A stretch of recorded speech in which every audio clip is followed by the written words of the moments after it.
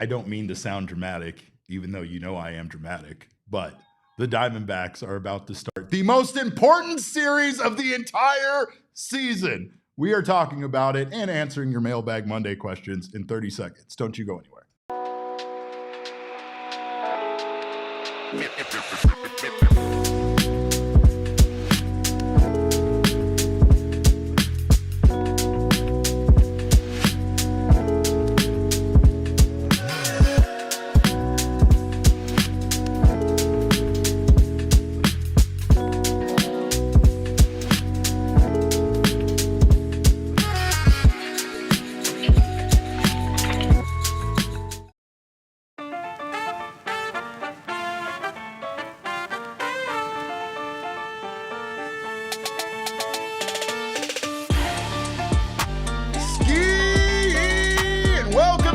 Another edition of the PHNX Diamondbacks podcast live from Studio K, presented by our friends at Circle K.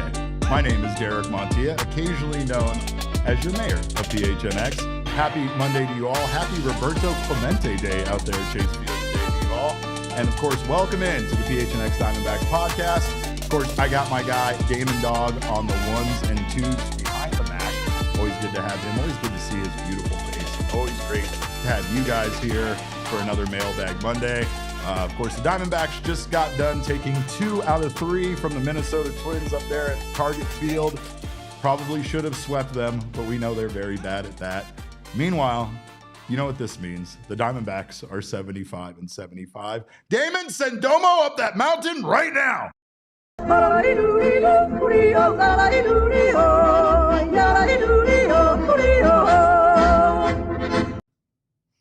I love that. I can never get enough of that.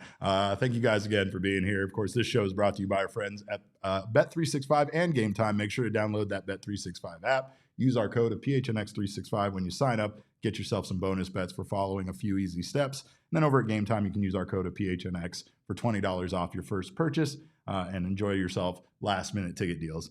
This is a big win for the Diamondbacks, and not only that, but they had some of the teams ahead of them have some big losses. Here to talk about it is our guy, the one, the only, Dalton Feely from Jomboy, also known as the Warehouse Games MVP there. Damon, where's Dalton? There he is. Look at that beautiful face. What's up, buddy? Glad to have you here. Glad to be here. I mean, I'm happy it's on these circumstances, Derek, where there's some positivity in the air right now. End of the season, and we're playing some meaningful baseball. That's huge. How? With all of the ups and downs, with all of the bads, with all of the injuries, with all of the nights that people wanted Torrey fired, here we sit at 75-75, Dalton, and the Diamondbacks not only, I mean, they're in the fortuitous position that the NL West the National League wild card is an absolute mess right now, and you have to be 10 games plus over 500 in the AL to even have a chance. Meanwhile, here in the NL, you got teams that are below 500 and right at 500 that are in the race still. And you have a Mets team that just can't wait to give away that final wild card spot to somebody. I mean, I'm just shocked. It was just one loss after another for the New York Mets. And it just gave not only the Arizona Diamondbacks, but the San Francisco Giants and the Cincinnati Reds a chance and some life within their September games of baseball. And the Reds kind of stumbled big time in their series versus the A's this weekend. So they're now way back in the passenger, or one of the passenger seats or the trunk, whatever makes the most sense. The trunk is a good fortuitous playoff car.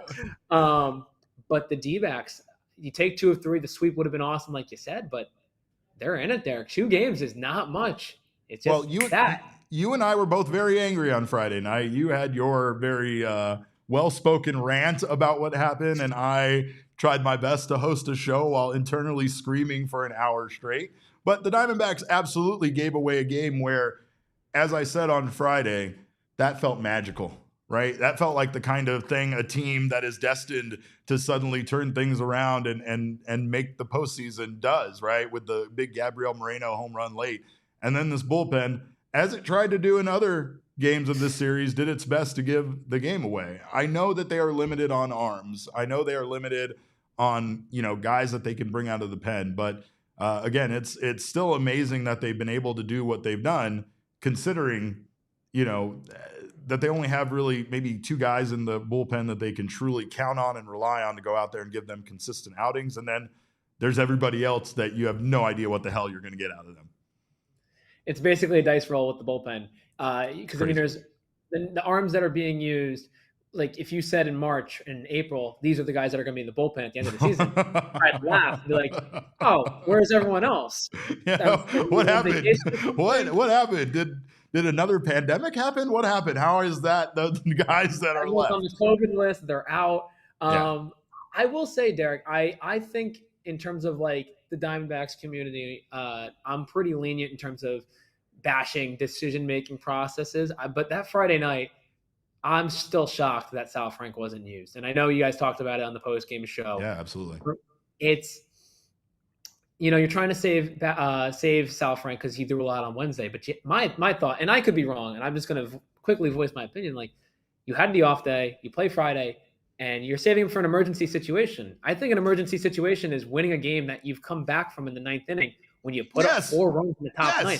That is an emotional win. That is I get the Twins are the 4th worst team in baseball, but that would have been an emotional and statement win. And it's been the summary of the Diamondback season where the Diamondbacks offense comes back and does this amazing thing late in the game, and then the bullpen falters and ruins it and blows it. And I'm happy. Like, this could be a whole different episode if the Twins did much better on Saturday and Sunday and took care of business in Minnesota. Right. You're absolutely right. The D-backs did their thing. They're 75-75, and with the injuries, as you said, they could be in a much worse spot. Heck, they could be in a better spot, but this is where they're at, and they got to play these last 12 games. Well, let's take a look at the numbers from the series. Here's the count presented by Desert Financial Credit Union.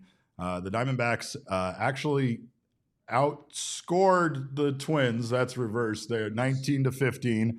And here you have Elizabeth praising you. The Diamondbacks hit 4 home runs to the Twins 5. 10 for 30 with runners in scoring position in the series. The Twins 6 for 34. So the Diamondbacks actually did pretty good. They had a 333 batting average to the Twins 176. Starting pitching ERA, excellent for the Diamondbacks. You got to give credit where credit is due. Nabil Krismat once again delivered for this team, and Ryan Nelson was outstanding, just simply outstanding, going out there, giving them 6 innings scoreless. You got Krismat going out there, no earned runs in the finale there in 5 innings pitched. Meanwhile, the Twins also got very good starting pitching, as they do in the series, but the Diamondbacks just outdueled them. The Diamondbacks had a 2.87 starting pitching ERA. Twins had a 3.60. And then the bullpens there, kind of a push.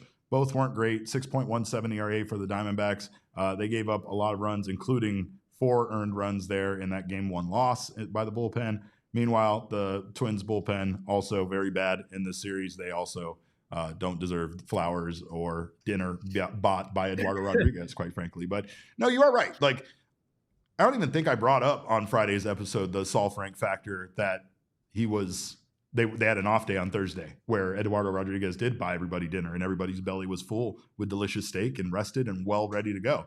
There is nobody that should not be available at that point unless they're injured. I think the idea is that Torrey, yes, it might have been an emergency situation. Yes, he might have said that, but ultimately he doesn't choose a closer. He doesn't want to. He wants to use relievers out of the bullpen, and you just feel like this is truly what he wants to do unless he has a dominant reliever that earns that spot and deserves that role. But he wants to have guys available for the righty-lefty matchup, and he always wants to play that. And I mean, sometimes he might be right, absolutely right as a manager to do so, and sometimes he might just be overthinking it overall. But I think in this case, you send your best reliever out there to get the job done, especially, like you said, after an emotional, uplifting moment of coming back and taking the lead, giving it right back to them, felt like, honestly, like the true end of their season, right? And then here we sit on Monday, 2 more wins have happened. Other teams were very bad over the weekend, and we still are in this thing. The Diamondbacks have a series coming up starting tonight against the Giants.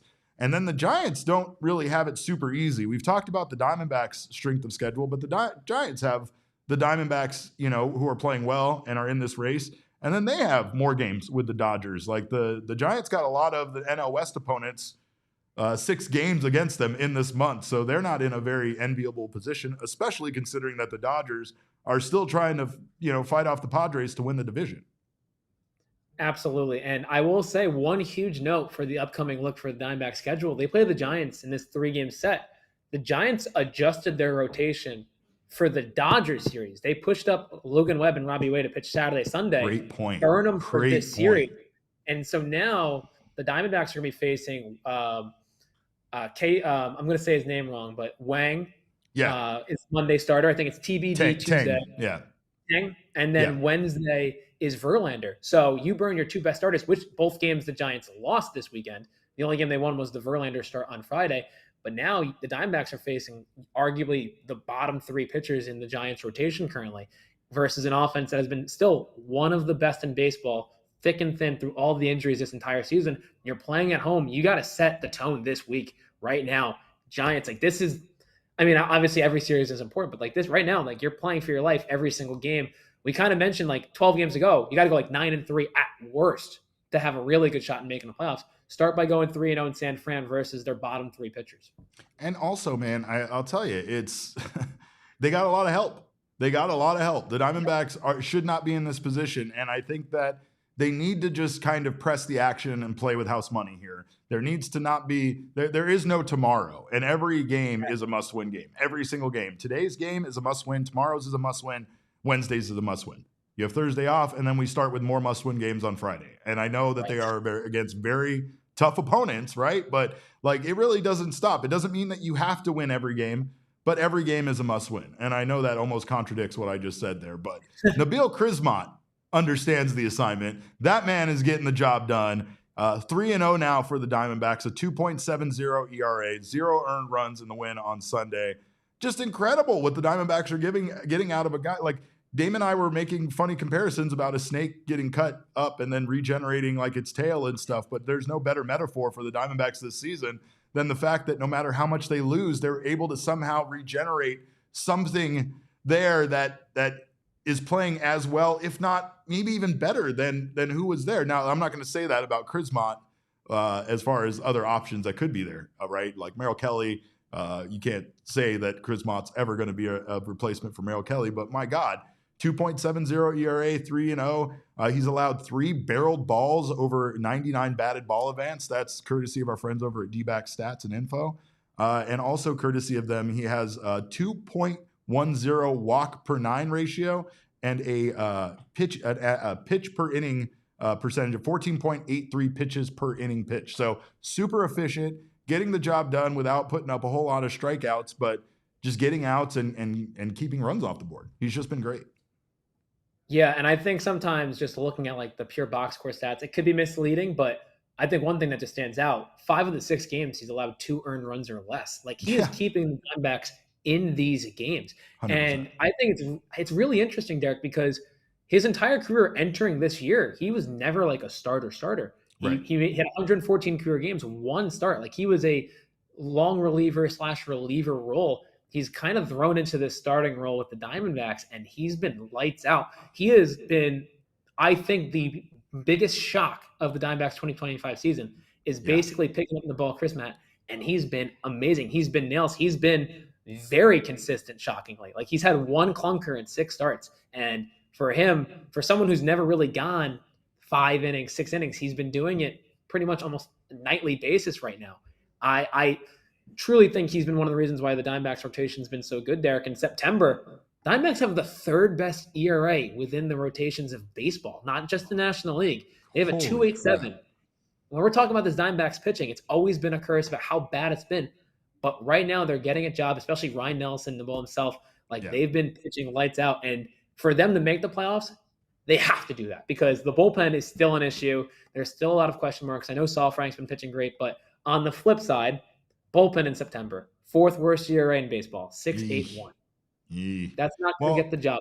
And see, that's that island. They've dubbed them the island of misfit toys, right? And all things considered, you shouldn't be surprised that those guys that have been castaways from other teams and guys that were just available in general. And this is no disrespect to some of the guys that have been there, like Ryan Thompson and such, but even tea time, right? Ryan Thompson is like the most unlikely leader of a bullpen, but that's what he's become now just due to his tenure there. He's like the longest tenured member of the Diamondbacks bullpen, and he's just out there thriving in that role as far as wanting to lead the way. He's been leading by example since returning from that injury, and I think he's been having some great luck, or I don't want to say luck, but he's been performing well. Yeah. But Andrew Saalfrank, another guy that, again, based on that suspension and what happened to him, he was kind of a cast-off. Like, a lot of people were not thinking about him being back as a part of this team or a part of this bullpen, and yet he's become a very, very valuable piece. But the Diamondbacks just have lost so much to injury this year. Luckily, they did not lose Ketel to injury. Ketel is back, but is he back? It's more of a philosophical question, I suppose. He did return on Saturday, and he went for 1 for 5 on both Saturday and Sunday. Just a little concerning over his last 24 games. He slashed 209, 295, 308 with a 603 OPS, 9 RBI, and 2 home runs. So Ketel has not been performing well at the plate, and the injury didn't help. I was hoping maybe his time off would, at least a little time off, would have him kind of well rested and back to 100%. Seems like that foot might still be bothering him a little bit. Yeah, and obviously he's one of the biggest engines within the Diamondbacks offense. Like, if Ketel Marte goes, usually the Diamondbacks go. There's a reason why those two things correlate with one another. But yeah, Ketel Marte just doesn't look great. He doesn't look comfortable. And I think that's sometimes the biggest thing, right? When you look at someone at the plate, just the old eye test. Screw the numbers. I'm not a numbers guy. Never have been, never will be. That's a lie. It's just he. I was like, who are you? What are you talking about? What did you do with Dalton? I've taken him away. Yeah. No, but he just doesn't look like the same guy that he was coming back from his hamstring issue earlier in the year. And I think, I might have lied saying I'm not a numbers guy because I'm about to read some right now that are very concerning. Over the last 2 weeks, he's got the lowest slugging percentage and on-base percentage versus right-handed pitching. That is a massive problem because this year has been the year where he's been slugging right-handed pitching, the complete opposite of 2024. And with runners on base, he's got the second lowest average over the last 2 weeks. So he's really not getting the job done in clutch Ketel moments that we've usually seen him get through and be a hero of some sort. So I'm really hoping that foot is okay. It sounds like, the MRI, the x-rays, everything they did came back clean. Yeah. Maybe it's just fighting through some pain, and maybe he gets one big knock, Derek. That could change everything. Maybe it's a mental thing. Who knows? Sometimes you see a ball land in the outfield grass, something happens, and we're good. Yeah, you're not wrong. But Gabriel Ferreira brings up he's been struggling since the hit piece came out. I mean, not the entire time. I feel like Ketel, though, has been struggling late, and you can't help but wonder how much, that whole situation still kind of lingers with him. It's been a tough season mentally for Ketel, and I'm not saying that it wasn't, that he doesn't have some accountability in making it tougher on himself. But at the same time, it's unfortunate because you do really feel like, at least you feel like on paper this team can't do it without Ketel Marte, yet they are. They are doing it, and a big reason why they're doing that as of late has been Blaise Alexander and him picking up, the ball over there at third base, picking this team up. And unfortunately, he was hit by a pitch in Sunday's game and left the game with what has been called a left elbow contusion, or as I like to call, an ouch. And he is day-to-day now because it just means it's an ouch. Like, people are like, what's a contusion? Yeah, it's an ouch. It hurts is what it does. But he did have a fluoroscopy done on it, which is something that's an x-ray of sorts. However, according to this tweet from Steve Gilbert, he actually had a horoscope done. And according go ahead, what were you going to say?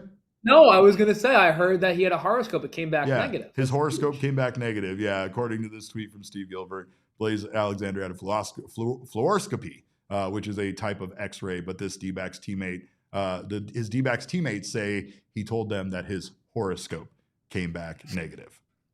And also, Steve went on to tweet this tweet of himself and said, win or lose, this is the reason why his teammates love him, because Blaise Alexander always brings the laughs and the good vibes, And again, you couldn't have asked. I'm never going to say you could replace Gino's vibes, but you couldn't ask for a better guy to attempt to do it and bring vibes of his own over there at third base the way that Blaise has done. And I think it's really interesting, too, because not only has he brought the vibes and energy from his own personality and emotions and whatnot, but we've seen him just completely change as a player, playing all over the field. Like he had the series a couple series ago in Chase Field where he was playing left field, center field. So he has been a huge versatile piece for this Arizona Diamondbacks defense.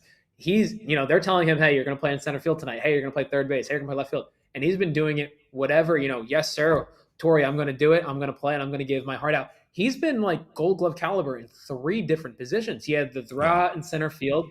He had the amazing home run robbery in left field. He's made like 3 or 4 plays at third base, which have been jaw dropping and eye popping. I like the player himself has been lights out, but it's awesome to hear Steve Gilbert's report saying like, hey, the players love him. He's been a huge part of the locker room. For a young guy who's basically in like his 1.5 seasons of MLB experience, like that's impressive. And like he's been a big reason, like you said, why the Diamondbacks are continuing to be a part of the playoff conversation. Yeah, for sure. Well, and I also know that overall here, man, I mean, this is fun. This is what baseball is all about. We've had people for weeks asking us, especially on Mondays, because we do our mailbag segment, about like, should we still be scoreboard watching? What is the point of all of this? And again, like I tried to say, until Baseball Reference puts that new little skull and crossbones next to your team's name, which is drastic and unnecessary, but I love it. Feels mean. What's that? It feels mean. It feels mean, but it feels right. You're dead. You're over. It's over for you. It's clean. You deserve it. But like, this is it, man. This is fun. And even if they fall short, you got to commend this team for what they did. They kept it together after the trade deadline, unlike other teams did. And they were able to make a push. The Giants, they're in a similar position where they kind of unexpectedly became sellers at the trade deadline, even though they were in a better position than the Diamondbacks were record-wise at the time. They still got rid of some big pieces of their own. They still have plenty over there, though. They're still a stacked team. So yet, even though they traded some away and it looked like they were kind of bowing out of the race, they are very much in it as well. And now this series between these two teams that essentially didn't quit despite what their actions were at the trade deadline are now duking it out and could potentially, I mean, if the Diamondbacks or the Giants dominate this series over the others, over their opponent in this series, hopefully it's the Diamondbacks, and the Mets continue to Met, we could be in a playoff spot after this series is said and done.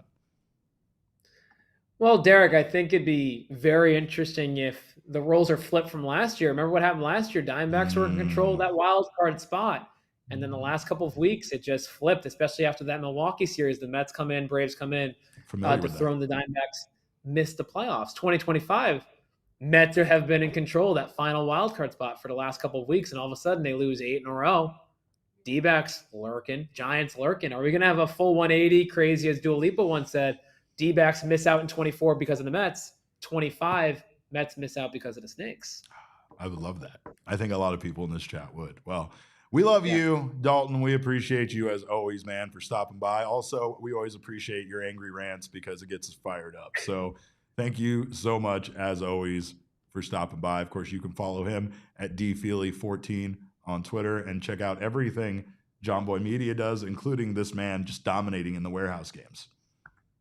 We're filming this week, so that'll be very exciting. And my last thing, Derek, before I go, I got to say it. If you're able to go the next 9 games, especially this series versus the Giants, if you're in Arizona, you're in Phoenix, I don't have the luxury of being there.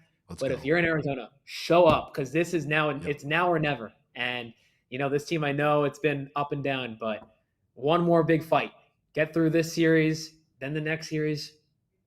Go support the Snakes. Let's go make the playoffs.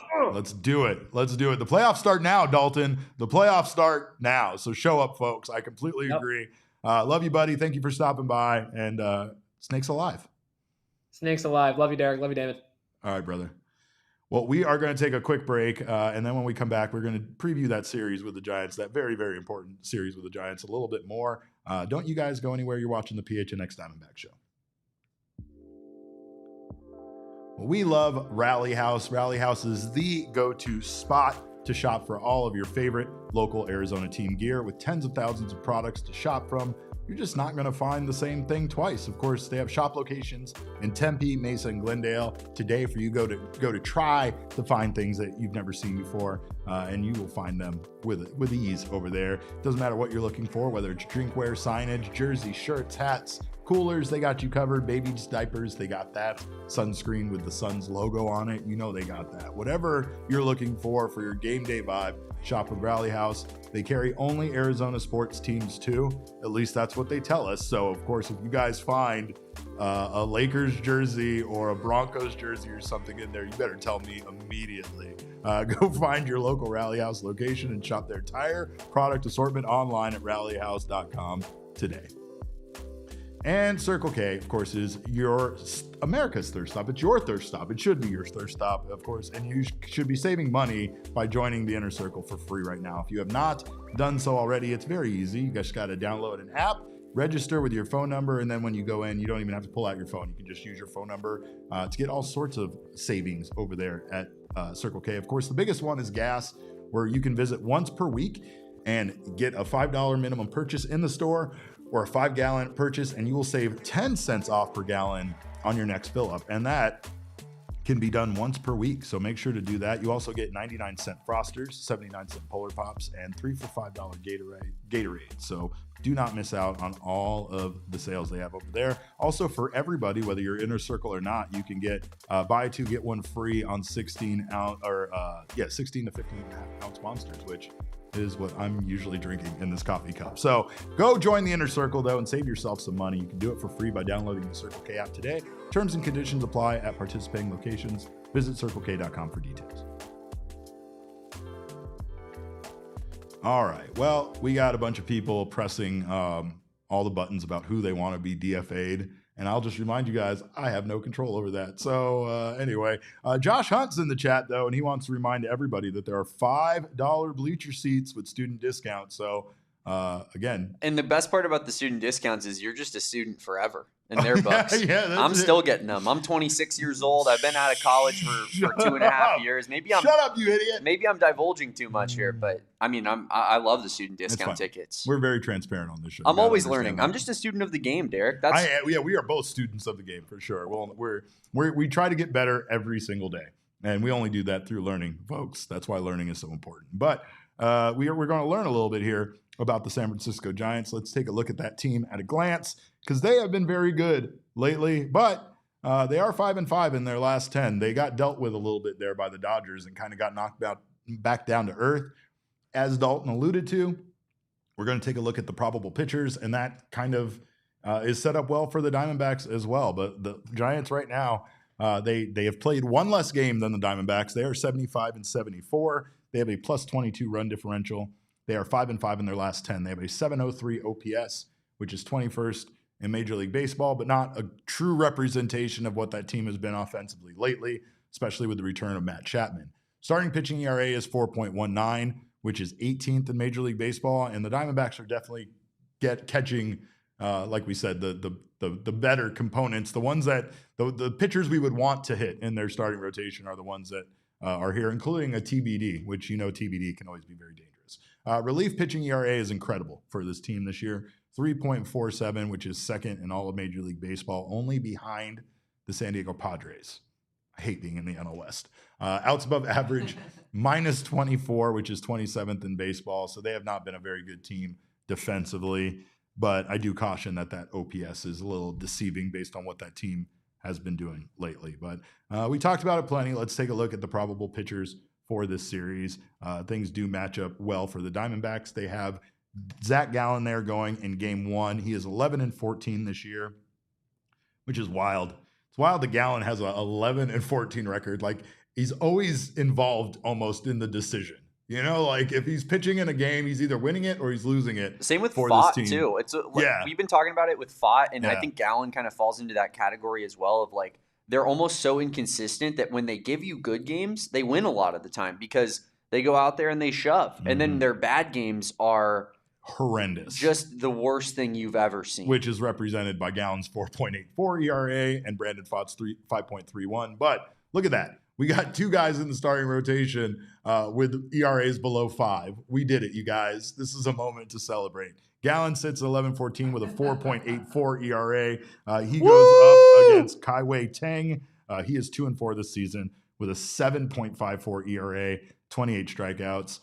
Meanwhile, in game 2, we got the, like I said, notorious TBD going up against Erod, who he himself has been damn good lately. We talked about how good he was in his last 3 starts, but my God, Erod, 1 earned run in those 3 starts, and they were against the Dodgers, the Boston Red Sox, and somebody eluding me right now. I can't think, but a very good team. I don't remember now. Derek, it's crazy to look at these ERAs, but then look on the other side and be like, I think we have a pitching advantage here.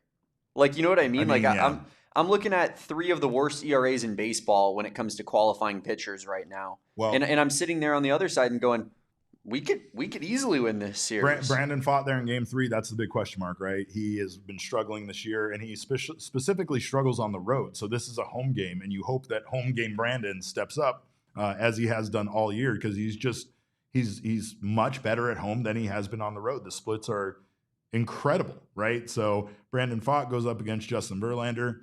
The big thing here is that TBD game, right? The Giants do have one of the best bullpens in baseball. However, that could be a bullpen game. So, the Diamondbacks aren't typically very good against those.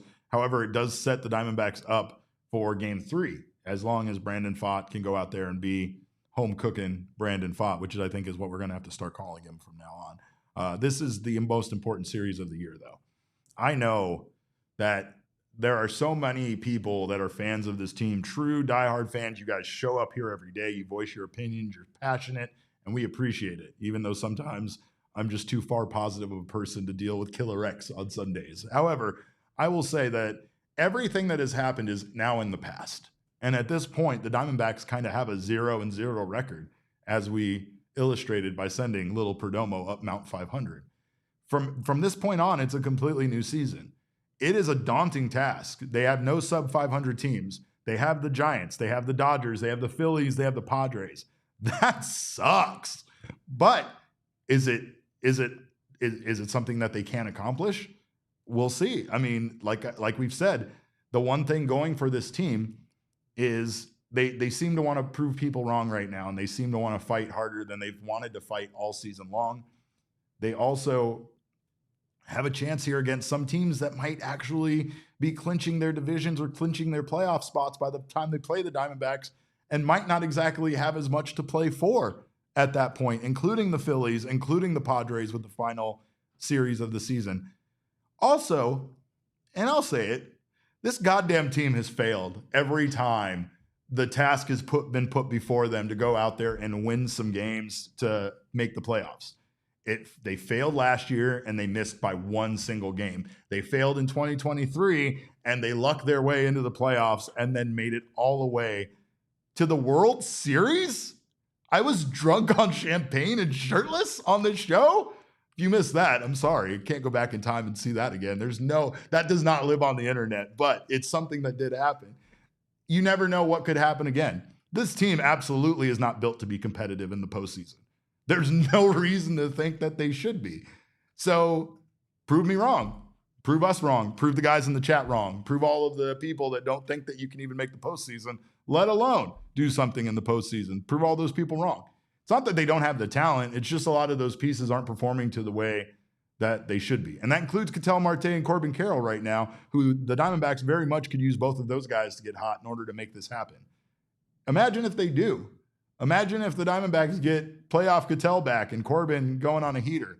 This team absolutely could win out the rest of the games. Not every game, but win enough games to make their way into the postseason. And then who the hell knows, right? 3-man rotation in the playoffs, added arm to the bullpen. I don't really know. Nabil Krismat going out there and being an MVP for this team. There's just all sorts of crazy things that could happen. And all of that fun, all of that magic could happen if this team just finds a way to win every single one of these series between now and the end of the year. 4 series wins. That might still not be enough, but it feels like with the way that the Mets are trying to give this away, that it could be. And remember, the Mets have some tough series, including a series starting today against the Padres. They also catch the Cubs, and they finish the season at the Marlins. And the Marlins, they're just the kind of team that would want to ruin the Mets season. You know that they would want to ruin the Mets season there at the end. So the Diamondbacks have a lot of things going for them, including a pretty epic collapse by the Mets. So we should be thankful for that. They would not be in this position if the Mets weren't a bumbling organization that can never seal the deal. But we're going to take a quick break. And on the other side of this break, we are going to answer your questions from the thing you know what we do every Monday. So we're going to do that on the other side of this break. Don't you go anywhere. You're watching the PHNX Diamondback Show. Well, a period of life like this for Damon and I, this is what Pure Edibles was made for. And let me tell you, if you are going through things in life or just experiencing a lot of trouble sleeping, Pure Edibles has a product for you right now. They have a wonderful assortment of candies, and of course, their effects are clearly listed on each tin. Those beautiful tins you can see there on screen. You will know exactly what you're getting with every edible at Pure Edibles. However, if you are into all-in-one vapes, they have a new collaboration with one of my favorite breweries in this entire state, Mother Road Brewery, which makes the wonderful Tower Station IPA, has collaborated with Pure Edibles right now to form the new Noble Road Tower Station IPA all-in-one, where it's happy hour all the time. The new offering captures the crisp citrus piney hops of Arizona's favorite IPA, but with a smooth THC twist. And of course, if you're in Arizona, make sure to swing by select local dispensaries and grab your Tower Station all-in-one from Noble Road. Cheers to happy hour all day, every day. Go find yourself some Pure Edibles products from one of over 130 dispensaries across Arizona. And also at Gila River Resorts and Casinos, you know nobody does it better. We've told you this time and time again. It's the reason why we hold so many of our events there. It's the reason why I drafted my terrible fantasy football team there. And it is the reason why everybody should go out and find themselves having a great time at Gila River Resorts and Casinos. They have 4 locations: Wild Horse Pass, Lone Butte, Vikiva, and Santan Mountain.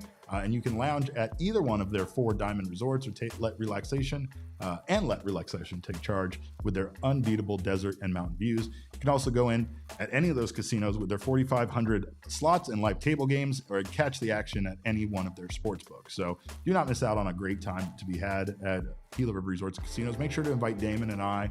We will go out there. We will bet on red, and we will win ourselves some money. So you do you at Gila River Resorts and Casinos. Visit playathila.com for more details.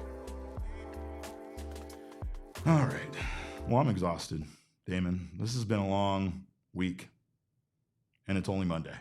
But it is Monday.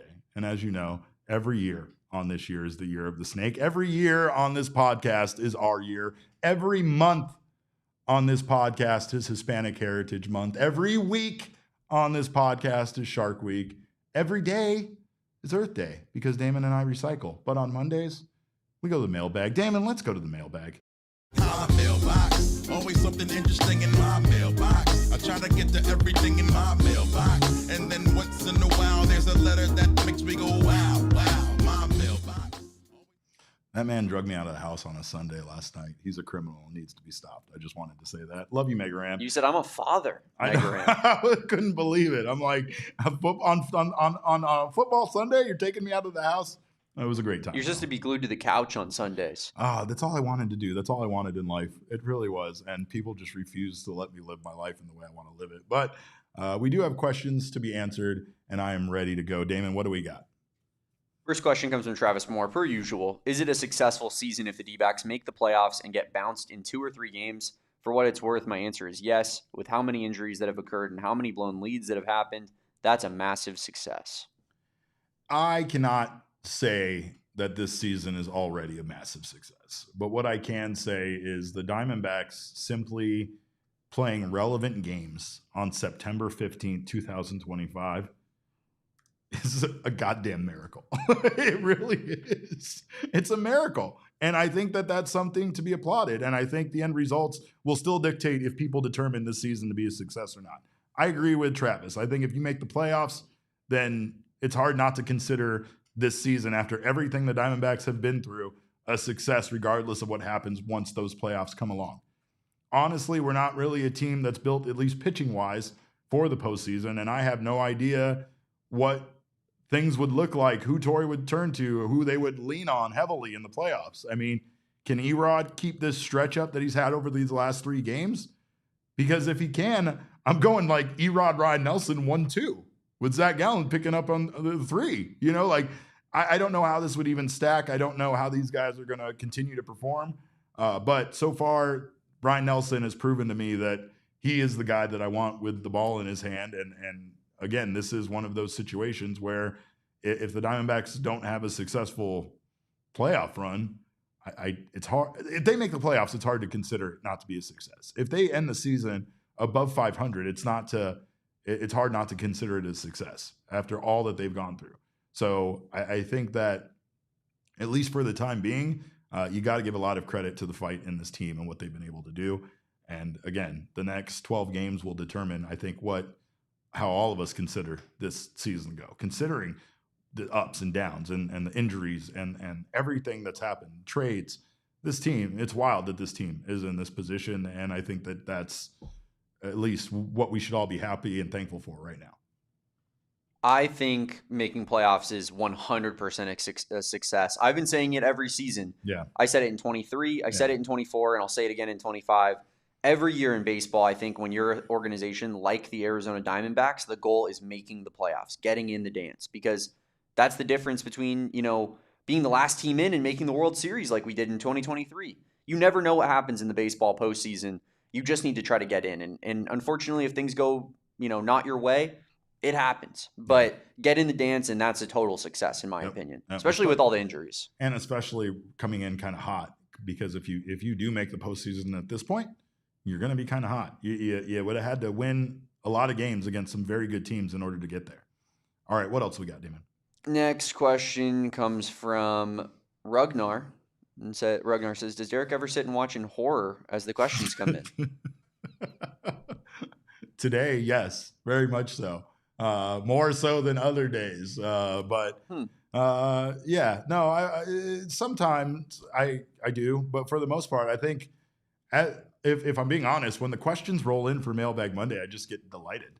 I just find myself thinking about what my answers are going to be, no matter how crazy or wacky those questions are. But that's also because we have an incredible community over here, and you guys like to talk ball, and I appreciate that. And again, I did kind of look from hiding underneath my covers today at the questions a little bit. But what else we got, Damon? We got another question there? Yeah. What other question can I hide from right now, or that's going to scare me? Yeah, for sure. Next question comes from Michael Rokicki, who asks, what's more surprising, being at 500 or being 2 games out? Oof. It's got to be being 2 games out, right? Like, being 500 is good, and it is surprising. Both of those things are surprising. However, the bigger debacle here is the Mets collapse, allowing the Diamondbacks and the Reds and the Giants to get back in it.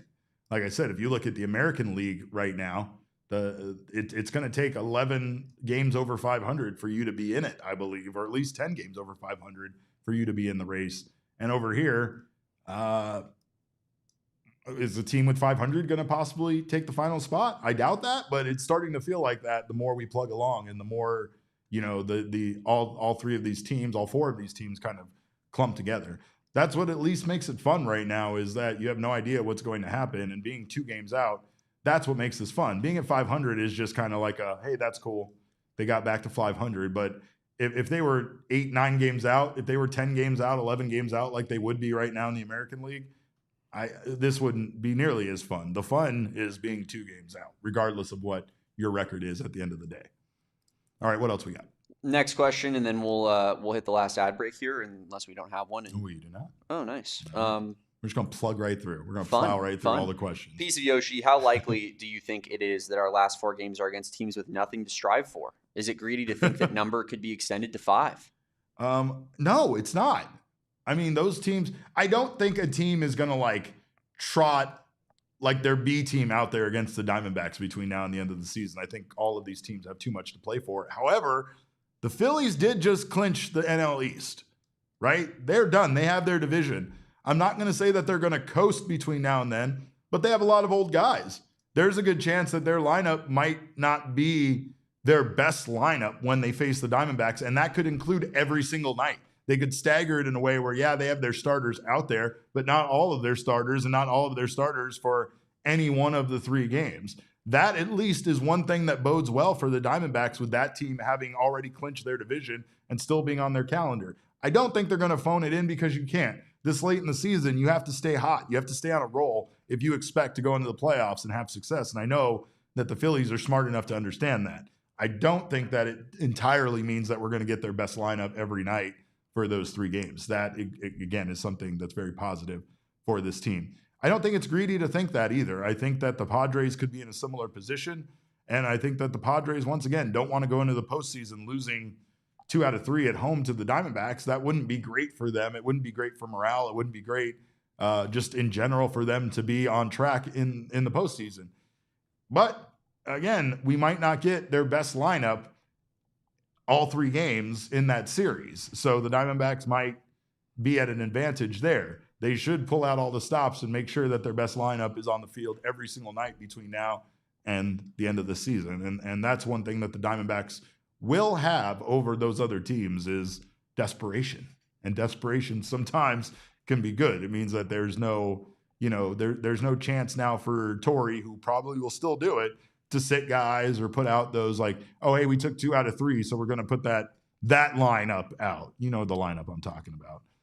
But what else we got, Damon? Let's move on. Starting to get angry. I just want to say, shout out Elise for, her answer here, or her comment. Yoshi, nothing would bring me more joy than seeing the Mets collapse in a historic way and miss the playoffs after what they did to get in last year. That's it. Karma. That's what some people call it. No offense, Yoshi. No, none to Yoshi at all. Our sweet Yoshi. And Garrett Stubbs is back on their roster? What? Oh, my God. Okay. Now, I was just saying I didn't want to get angry, and now I'm angrier than ever. Yeah, all right. That actually fires me up. I thought we defeated him. Yeah, I thought we were done with this. All Basketball and football guy has a couple quick questions for you, Derek. Sure. Around this time last year, Torrey started using bullpen guys 3 days in a row. Do you think he will do the same now, since we're only 2 games back from a playoff spot? And do we expect Cristian Monte de Oca or Christian Mena back this year? No, we do not. First of all, for number 2, I don't think we expect either of those guys to be back this year. It's more about the build-up and getting them back. I haven't really heard much about where they're at health-wise, so their updates would be more about them moving in that direction and getting closer. I do believe Cristian Mena, I want to say he started his throwing program, but I've also not been at Chase Field for a very long time, so I'll try to get you guys updates in regards to both of those guys for sure. But I do not think either one of those guys will be back, at least for the regular season. Who the hell knows once the postseason comes around? But also in regards to the first portion of that question, I don't know what Torrey's going to do. I don't. I would hope that at this point, especially with an off day on Thursday and another off day next Thursday, that we pull out all the stops. We put guys out there that you trust. You put out your best relievers in your biggest, most high leverage situations. You stop letting guys like turn it around during an outing. Like one thing that I've been frustrated that has frustrated me, as many of you, has been how slow Torrey has been at times to pull the hook on guys. There's a 3-batter minimum. Use it. If a guy is struggling, go get him. Have another guy ready. Start being more prepared for these moments, because you never know on any given night which bullpen arm is going to fail on you. Stop, thinking every guy is going to go out there and get the job done. Start hoping for that, but start planning that they're going to blow it. And then that way you have somebody else available if that should happen. And if it doesn't, then oh well. I know it's not the greatest thing to get guys up and warm them up and then sit them back down, but it's a simple strategy that I feel like most managers do. I think now with the situation they're in, the Diamondbacks have no room for error at all, and they cannot be letting guys build their confidence or, turn it around or try to zero in on the, strike zone when they're obviously lost. But I don't know. There's a lot of things that it just feels like, he needs to be a little bit quicker on and efficient on, and also stop worrying about using guys just in emergency situations and start using guys, period. Some closers go out there every single night. Well, not every single night, because that's not how baseball works, but it feels like every single night. So let's just start adapting that strategy, and let's lean on these guys. None of them have really put in a full season of work, right, Damon? I mean, which bullpen arm has been there since the beginning that's just been shoving all year, giving you 162 innings? None of them. So why are we worried about it at this point? Let's just pitch those guys until, let's lean on the guys you can trust. Let's watch the ones you can't. And let's make sure that we plan for absolute catastrophe every time you send a reliever out there. Let's plan for that. What else we got, Damon? Next question here comes from Crobin Carroll Enthusiast, and they ask, do you think the Diamondbacks would be better or worse than they are right now if they didn't sell? What a philosophical question. That is an interesting question. Right? Yeah. I don't know, right? I don't know. Like Josh Naylor, the Mariners love Josh Naylor and what he's doing. Gino has been a bit of a disappointment. He got things turned around. He got things back on track, but Gino definitely didn't go over there. Like the Diamondbacks either traded Gino at the right time or the trade impacted him and caused him to get into one of those notorious slumps that we've seen him get into. But I think it's the latter. I think Gino's an emotional player like that. And I think so too.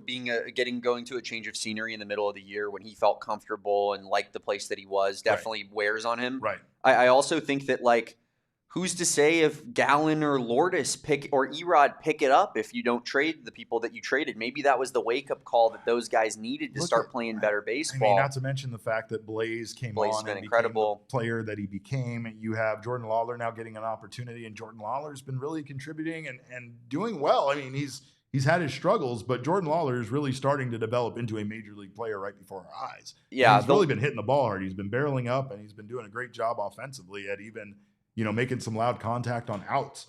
But these guys don't get this opportunity, perhaps, if the other guys don't get traded or go down to injury. And then maybe those guys stay here and struggle and don't contribute in the same way that these guys have.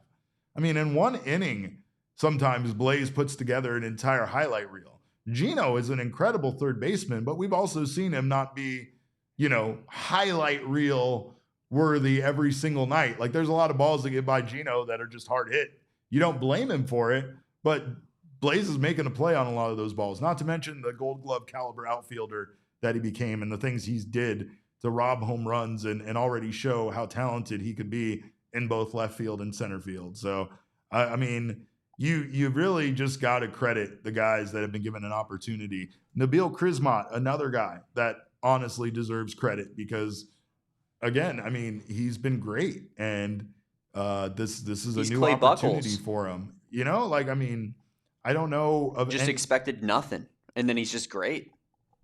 And Ryan Nelson continues to be great. Yeah. We knew he would be. There's no surprise there, but there should be because Ryan Nelson just kind of gets discarded and thrown around like you know what I mean? Like, hey, do this. Okay, no, now do this. Okay, now we need you to do this. So, and we might send you down or we might keep you up. Or we might whatever. And Ryan Nelson has just been cool throughout it and just gotten better as a pitcher throughout the entire process. And now, might be the Diamondbacks' most valuable arm in the starting rotation. Eduardo Rodriguez was a guy that people have written off to be a complete failure for this organization. And he has been pitching some of his best games of his Diamondbacks career over his last 3 games. Elise asked if we're concerned about Lawler's defense. I don't know. Yes. Yeah, maybe. But he makes too many errors. He's also not been doing this for a very long time. And again, wait, did Blaze not make many errors when he came up at first? But that's not the path to development, though. I think most of the time when someone looks like Blaze did, they get thrown out and never given a chance in baseball again. Yeah, sometimes you can't have a top 10 prospect in baseball just out there debilitating your team. Yeah, I still think that he's shown flashes of being very good defensively over there. 100%, Derek, but that's his natural position that he's played. And that's a different discussion. Like the flashes are there 100%, but the mistakes are also right there. And I think he has a long way to go to clean up things. You're right. I do think that this is the type of situation where he deserves a lot of playing time, though, and he does look more and more comfortable. See, there's what do we do there? And that's why Torrey has been putting him in a DH, right? Like, because you don't feel comfortable with his defense enough that you think it might cost you a game, yet you still want him getting regular at bats and you still want his development continuing at a major league level, right? So it's a weird situation. And obviously, to answer Elise's question, his defense is suspect, and Torrey definitely does not trust it. But it's something that they're because of the situation, they're going to keep trying it, and they're going to keep trying to get him to come along. And again, the major league coaching is very valuable to him right now at this point. So hopefully he will become that defender that we need him to be at third base. I implore you, though, again, to remember he has not been doing it for very long. So it is something to remember. What else we got, Damon?